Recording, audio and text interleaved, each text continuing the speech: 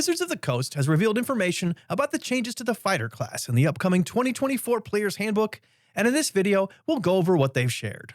First off, there's Fighting Style. You still get it at level 1, and all of the new fighting styles introduced in Tasha's Cauldron of Everything are now part of the core rules. Fighting styles themselves are now feats that require you to have the fighting style ability. At level 1, you choose one of the fighting style feats, and every time you level up, you can swap out that fighting style feat to something else if you want to. Next is Second Wind. You now get 2 uses at level 1, and you get more as you level up. Also, you regain 1 use after every short rest. At higher levels, you also get a couple of abilities allowing you to consume uses of Second Wind for other effects, which I'll also explain in this video. A new feature is Weapon Master, which you get at level 1, and this unlocks special abilities of weapons, allowing you to do more with an attack. For example, slowing an enemy or giving them disadvantage on their next attack. At level 2, you gain Tactical Mind, which allows you to expend a use of Second Wind to add 1d10 to an ability roll which would have failed, and if you fail even after the 1d10 roll, then the Second Wind use is not expended. What used to be martial archetypes are now formalized as subclasses, although the 3 from the core PHB are still there: Battle Master, Champion, and Eldritch Knight, and Psy Warrior has also been brought in from Tasha's Cauldron. For the Battle Master subclass, the new additional maneuvers from Tasha's Cauldron are now part of the core rules, with some minor changes.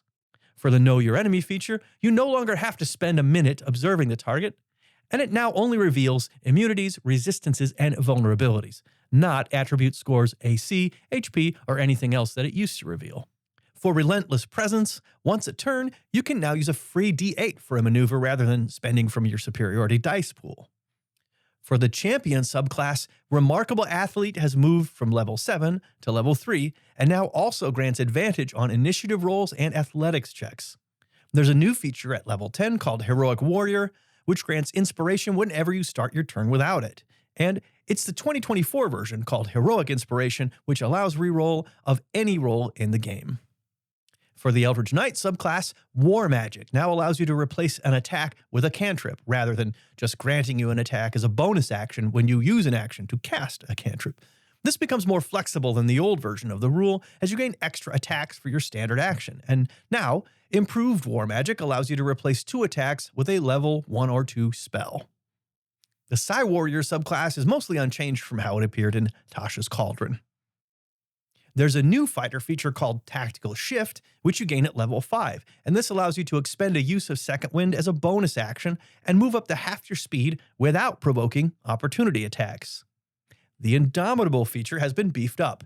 You get it at level 9, and in the 2014 rules, it allows you to reroll a failed saving throw.